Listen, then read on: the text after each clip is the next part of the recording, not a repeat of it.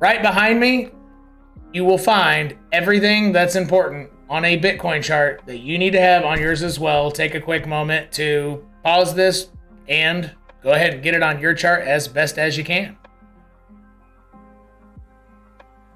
This is everything that's important, even the up and down stuff, because this is when that marks when volatility will increase. And I think those lines, they work even better than volatility indicators for short-term timeframes.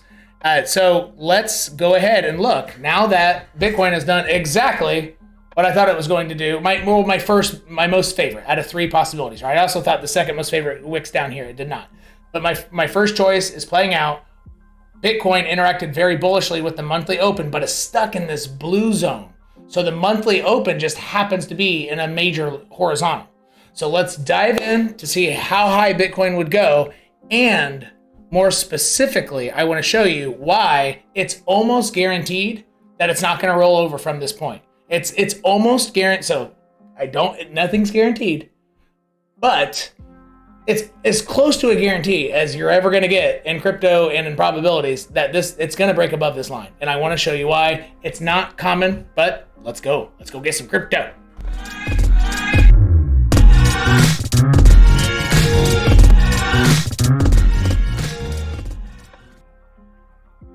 Alrighty, and I just bought $12,000 of Dogecoin on a whim right before it started spiking up.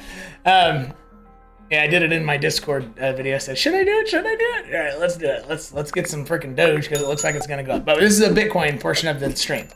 All right, what is Bitcoin going to hit on its way up, with the assumption that I'll show you why I'm assuming it later. So you'll have to stay till the end. Why it's almost guaranteed is going to go up. Where will it go and why? I have a line here only marked off on this chart because it aligns with a different chart of Bitcoin that has essentially a different strategy. So it's almost a placeholder from a different chart. Does that make sense? So actually, see how this chart is a little bit different? Okay, this is a macro channel from the 69K top, right? If you see and I show this during my not my live shows, but my live streams. I have a rolling chart. It goes from this chart, so it says macro, and if you don't watch my live charts, you should, and then micro, so you know what's going on, right? So it's from that other chart. So 1772 area, right here. Oops, sorry. Ooh. Why is that give me a sec. I am missing something on there. I hid something, and now I don't know where it is. Son of a gun. Oh, there it is, popped up, perfect. All right, this, that's what it's roughly marking off, all right?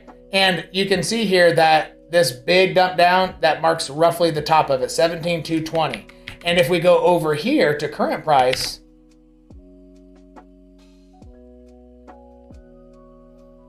this is the exact moment the weekly 10 will hit it. And you know what? We just went over on my channel. When you go below an origin line, there are only 3 ways possible that you can act, that Bitcoin has permission to act, if you have not hit the next origin line down. And if you're a new viewer, just go to my previous videos. I mean, I need to make a standalone video on the rules of it, just because it's obvious that it's real and it works beautifully. But for new viewers, just realize that there are specific rules, and it's only ever been broken once in 13 years of all history, and it probably won't be broken again because 𝐓𝐼𝐿𝐽𝐜 and the direct textbook manipulation of a pattern, printing a pattern to your whim, is probably not going to happen again on that macro of a scale. And that's the only time the rules ever been broken was in July, on July 21st, 2021. That's when it pumped up. All right, so anyway, here we go. Within those 3 ways, the 2 main ones are if you have a nice bounce at the original reaction. First way is you stay on top. The second way is you float on bottom, or at least you use this as you float on bottom, close to it, not far from this origin line, which goes back 12 years in price history. So float on top, float very close to the bottom or on both sides, like ride it like a horse, or you stay under it and go sideways. And in every single time that case happened, which is happening now, right? Because we haven't had a retest of this yet. Could, but as of now, it almost looks way more certain that the third one's going to happen. It's going to touch the weekly 10 and then go down. Because in these situations where it goes below the origin line and goes this sideways this long, every time this bear market, 100% that it did that. I think it's only twice, but still, every time it hits the weekly 10 and goes down. Every time. There are only 3 ways this can move, I'm telling you, on a 45-day scale, and we've covered this extensively. So I'm making a placeholder for this line here, okay? Because I scroll it on the other chart, on my live chart, and for my community. All right, and now that price is moving, I'm not going to make that public anymore. So if you want my live chart so you can see from here to here, actually, zoom out. Anyway, here to here, Dixie, what that's doing, what the Dow Jones is doing, and why it's leading everything, why Apple will create the next altcoin 45% move down at 140. Total 3 chart. Apple is specifically what will make this go down, or not make it necessarily causality, but it will coincide exactly with it. It's going to be exact. Bitcoin versus stocks, so you can tell how stocks are going to affect Bitcoin or not affect it. So anyway, so on and so forth. And then I put you at tether dominance, which is the opposite of Bitcoin. It's the inverse essentially. Litecoin, Ethereum, XRP, Solana, Dogecoin. You can have all your favorite stuff, and then it starts over. It just scrolls over. So that is what the live chart covers. All right, back to business right now. And again, that's only available to YouTube Cryptillion tier and the Discord members. Links to, on what that's about in the description section of all my videos. You can go check that out. And you can pause this video and go do that now if you would like. All right. Now I have this described. Now I need to throw on the weekly 10. Boom.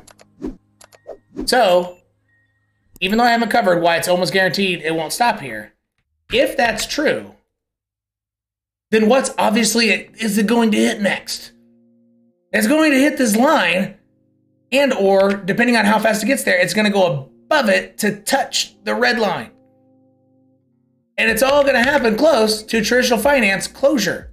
So I think it's going to happen right around this line, because after this line, then Bitcoin typically goes sideways.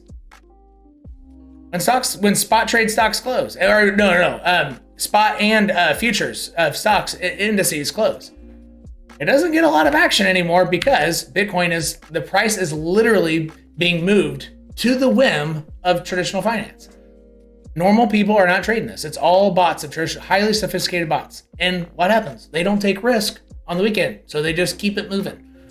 They do their weekend slideways algos. They literally, I'm serious. This is not very far away from reality. I would guess. I haven't been there, but what I'm about to say is probably pretty close. For example, when you leave work on Friday, right? You might finish your last email or whatever the case is, hit your last, nail in, I don't know, or check out your last patient, make your last delivery, whatever. And you got to know that feeling. But that feeling applies to the people making price move, because it's 90% of all trading volume, not transaction, trading volume, making price go up and down. Transaction does not do that. Sending Bitcoin to somebody, right? That is not controlled by traditional finance. But when it is, Bitcoin will go up. Anyway, but the trading is. And so that feeling on Friday, the weekend, you hit that button and go home, right? Or not everybody hits a button. I've never hit a button, but I'm done. So their I'm done button is turn on the algos that make it go sideways. That's what's happening. Is it guaranteed to happen this weekend? No, but it's just what's been happening. All right, so let's get. So I think that if it doesn't happen by this line, so this is almost exactly at 4:30 p.m. New York when markets close. I have it down to the, it's within 10 minutes of accuracy. So these candles, tomorrow, Friday at 4:20, 4:30 p.m., if I see that it's still stuck under here by then I think I'm going to be wrong. So this time axis is how I can tell I'm probably going to be wrong. Hell, even if it comes down here right now, I still think it could zoom up right before market close easily. I mean, that's only like 3%, right? It's not very high. Yeah, 4.5%. Maybe we can move 4.5% in 10 seconds. We've seen it live on our Discord stuff during CPI data. And one time we went down to the 1 second candle and we saw that it moved 5.5% in 10 seconds flat. And then went straight back down. And all in 30 seconds. But it went 5% in 10 seconds. And then it took 20 seconds to hover there and then fall all the way back down.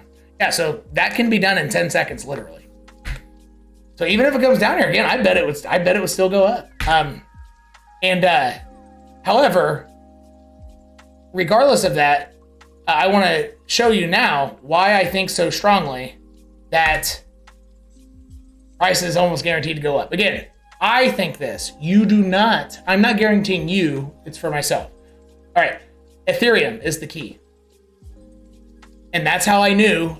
So Ethereum is how I was essentially the first person, or well, maybe not the first person, but way before stock to flow model was obviously going to be wrong. I said, Ethereum chart says it will be wrong, and here is why. And that was it. And I think I posted on Twitter today on the Throwback Thursdays, that video. All right, anyway.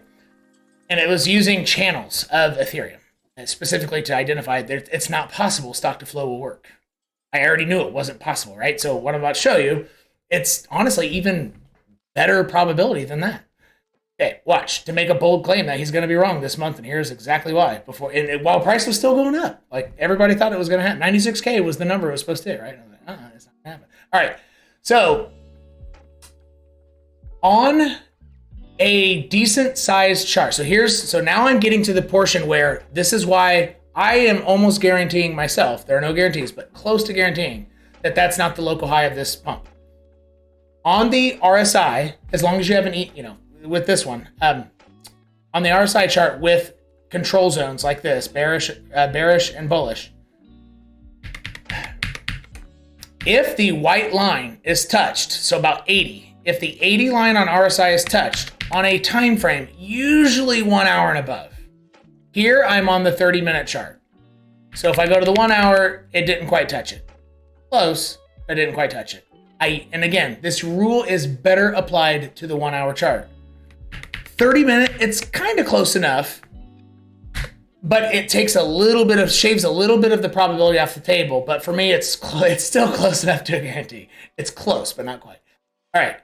But when this white line is hit on a time frame 1 hour and above, the higher the time frame it hits it, the stronger like the near guarantee is that what just happened at the exact moment price was here, that's not the high. It's not even close to the high. Like if you're on the daily, if the daily ever hit this, you're on the first of like 4 pumps over weeks and weeks. If the daily ever hit this, I don't know if it's ever hit it. Maybe it has a couple times, but all right. So this white line's a big deal, and what it means is you essentially have inertia. If you have a horse running towards you at not full speed, not too scary, but jogging, and you try to stop it, can you? No. Why? Well, obviously physics. I'm not going to go into the formulas and everything, but mass times velocity squared, all that stuff, force, but you can't. So when it hits this line, it turns into a horse. Even if it starts coming down, price, so this isn't the horse. Price becomes the horse. Even though this isn't price, but it turns price into a horse. You can't slow it down that fast. You can't. And even as this goes into a downtrend, every little move up, boom, boom, boom, boom, every one of those is a higher high in price. And so that would mean that is the first of 1, 2, 3, 4, 5 more higher highs. Let's say that it goes, so since it's the 30-minute, it can get a little bit more flip-floppy. Let's say it comes all the way down here, 45-degree angle, the best angle in all of crypto. Well, what happens when it bounces and comes here? That's a higher high. So no matter how you cut the dice. All right, let me just show you. So on the 1 hour chart, this would have been a higher high, this exact peak. On the 30-minute, because it's in the green zone and it went up. On the 1 hour and above, that would have been a higher high. On the 30-minute, I don't know. So the effect of what I'm saying is more appropriate on the 1 hour and above. Yeah, 1 hour and above that would have been. So let's go see if that was actually a higher high. I don't know. I don't use the 30-minute chart. Yeah, it was. Yeah, so there you go. Perfect. Bam. It was a higher high. It was higher than this high. See that? And it was the second lower high on the 30-minute chart. Are you seeing what I'm seeing? Those were lower highs, but they're still in the green zone. So any tick up in the green zone means a higher high on price. I guess on the 30-minute chart too. That's why. It's just how it works. And and so the only thing that you need to know, the grain of salt. So there is a grain of salt to take with this. All right. Not a rule, but a grain of salt. The grain of salt is about the rule though. On altcoins, it can go straight up and straight down. So the more finicky the altcoin, the less, I guess, quote unquote, guarantee, the less inertia you have. It's almost as if touching this white line on RSI, it might or it might not turn price of that into a horse. It might, the magic fairy dust might be wrong. It might turn it into a freaking Tinkerbell and it just crashes down and you easily stop it and it goes straight down. So it's almost, I don't know if you play those. I don't play video games anymore, but when I was 12, I played, what's it called? Might and Magic 6 through 8 or whatever, magic spells, and you could have a knight or whatever. Anyway, like 5 people on an RPG, whatever. So like I'm at, those games where it's a probability on how much hit points or damage you take. So it's actually a statistical probability. It's like the game rolls dice on how much you attack points and how much damage points, right? So it's very similar on altcoins. Here's the grain of salt. This line is like that. It has a few things that the fairy dust might make it. It's like Harry Potter without much control of his magic. He wants to make somebody not have a cold anymore, but he turns them into a frog. Like that's what this line is for altcoins. All right, it's still magical. It's still magical. It means either you're gonna go a lot higher, or it means you're getting ready to dump on alts because you're rolling the dice. But if Bitcoin does it on a 1 hour above and the altcoin does it, then you're locked in. That's it. It's just how it works, folks. If you are in this green zone on a time frame 1 hour and above, every tick up is a higher high in price. Even if you leave the green zone, like you dump hard, like I just said on price, that would mean price comes down to here. That's what which chart was I on? That's what that would look like. RSI of the 30-minute would come here at a 45-degree angle. But what would happen on this? That's a higher high in price. And so Ethereum, that means it's not done. It can't be. Like it could be. There are no guarantees. So it almost looks baked in that you're going to get a failure pattern above this trend line. I think this is a local trend line, and you're going to touch the weekly 10. And it's probably going to happen before this line happens. And I'm going to be using the time axis. Well, I could also use an invalidation point, down here. Like if you start using this as resistance and then take out your punch low, okay, well then at that exact moment of using on Ethereum 1265, for example, as resist, so punch low, rejection, take out the punch low in that exact moment, then going up is improbable. But not until then. Not even right here is it improbable. It's still more probable. But I just don't think it's going to happen. But there are two ways I would invalidate this and get out of my 1x long on Doge with 5 digits that I just did on I recorded and everything. Just, hey, I'm going to FOMO in. But I have my stops in, so I already know exactly how much I'll lose if I'm wrong. It's not very much. Anyway, but I know how to bail in 2 ways. If Ethereum, so I'm going to probably use Ethereum to judge my Bitcoin moves, right? Because this is more precise, right? Like this line is too perfect. If it comes here and it takes out its punch low, Bitcoin will go down too. That's it. And that's how it would learn, but not until it takes out so punch low means the first low. Sometimes it's the second low. Sometimes it goes boom, boom, boom, and then it creeps up. Sometimes, but usually it's the first punch low, boom, you take it out in that exact moment. Then it's invalidating my theory of near guarantee. Another one where I would invalidate or make improbable, so I would have a probability flip if it's hanging out down here and it crosses this line.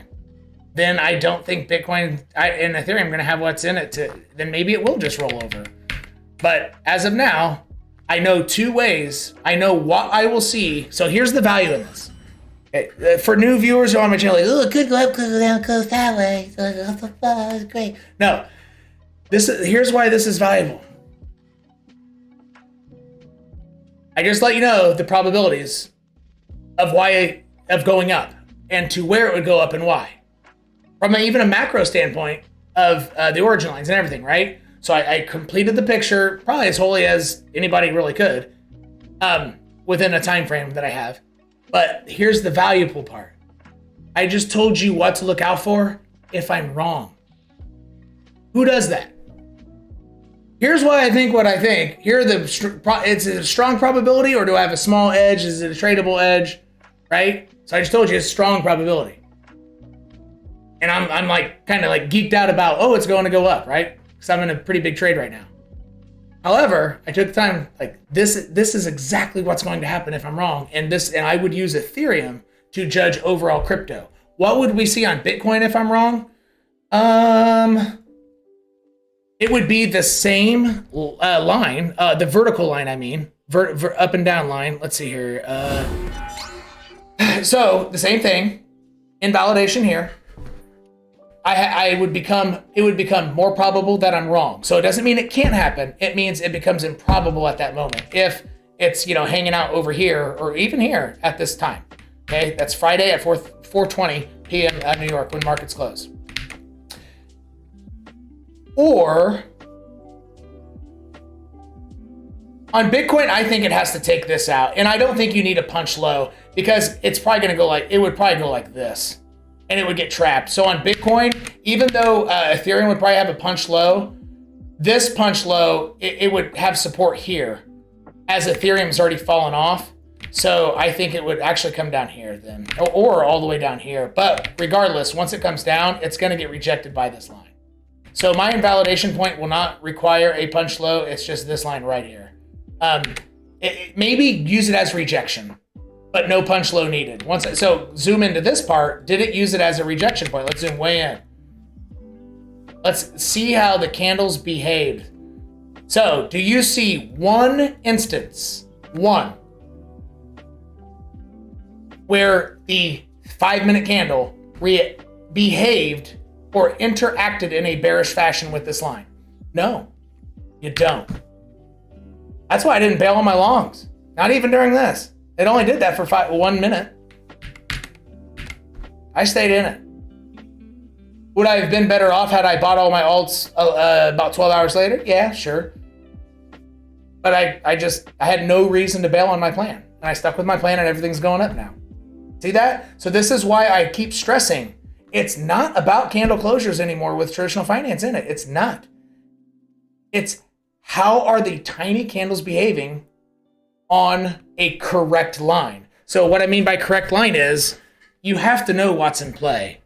And that's why I'm offering my charts to everybody scrolling. So, because I have a good knack for knowing what's in play. Do I always guess right what happens at those intersections? No. But man,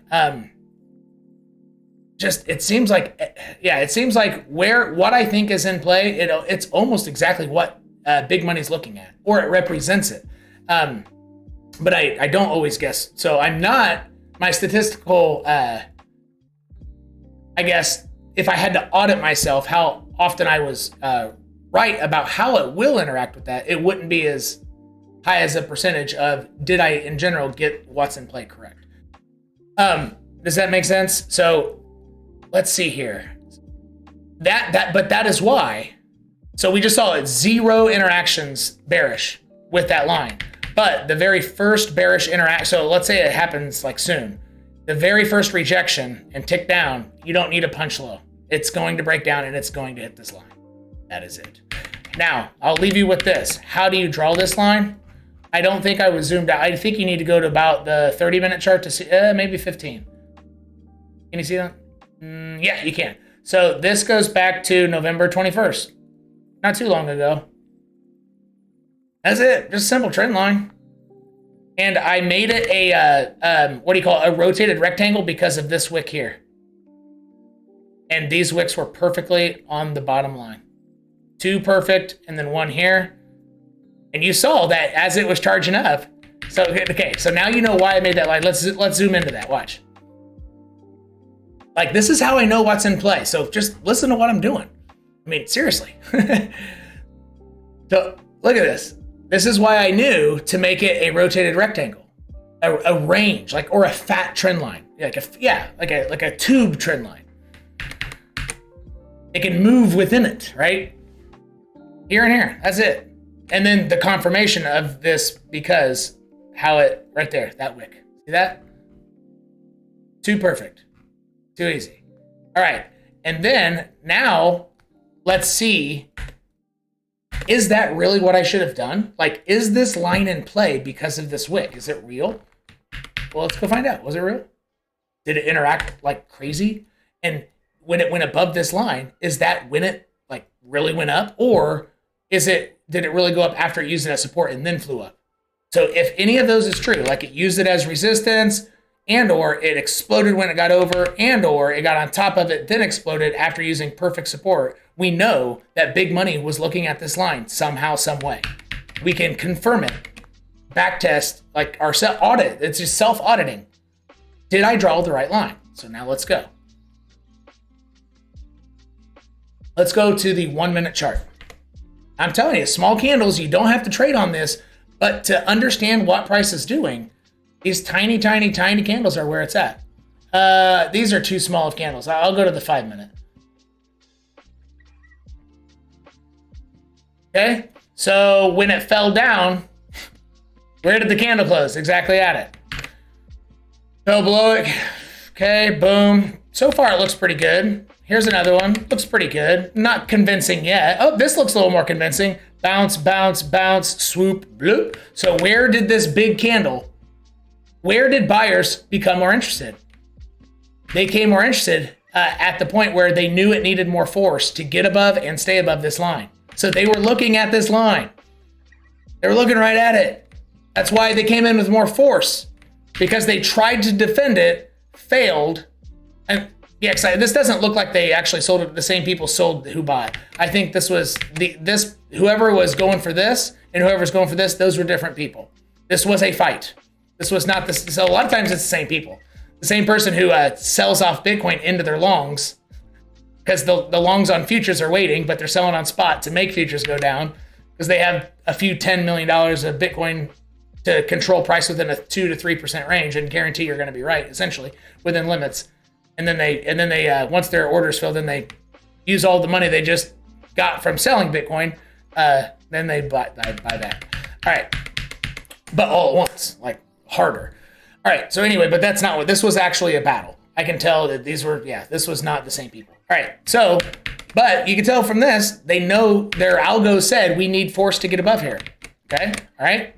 Where did the come back down? Wick touched a hot stove, pull back. Right? So it looks like it touched a hot stove, but boom, see that wick right there?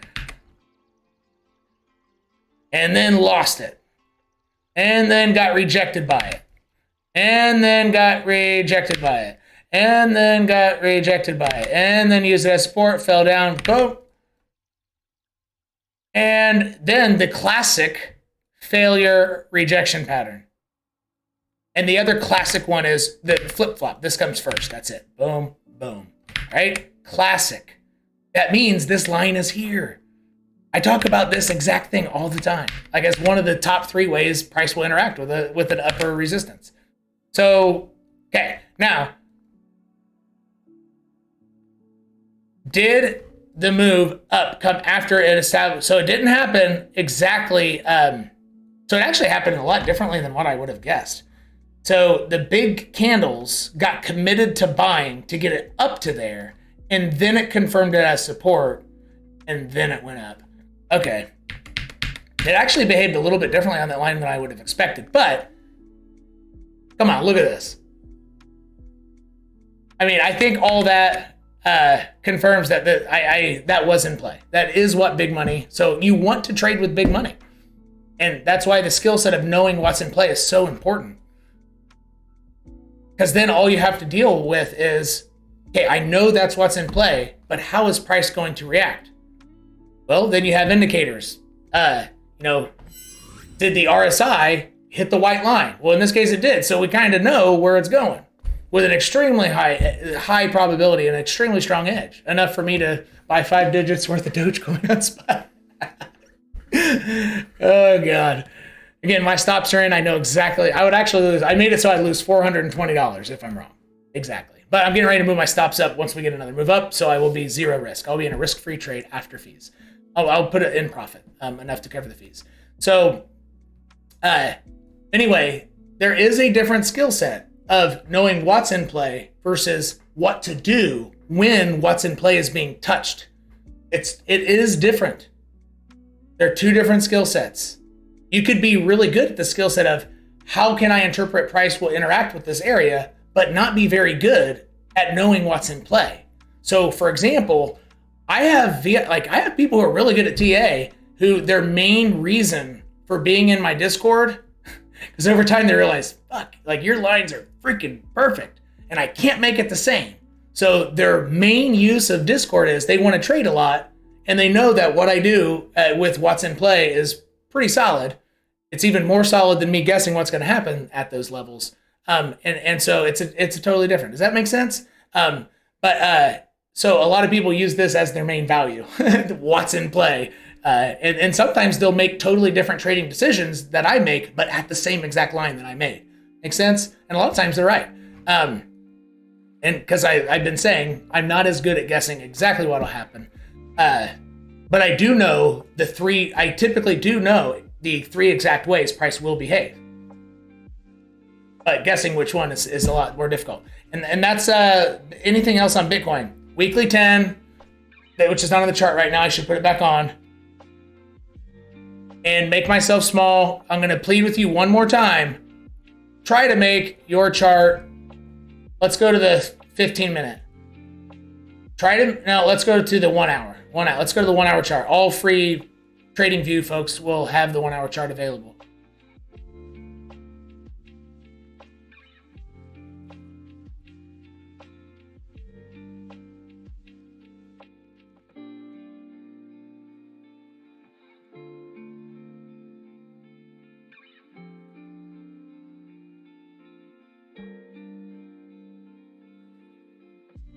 All right, my last plea.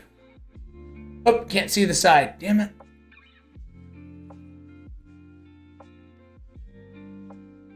Well,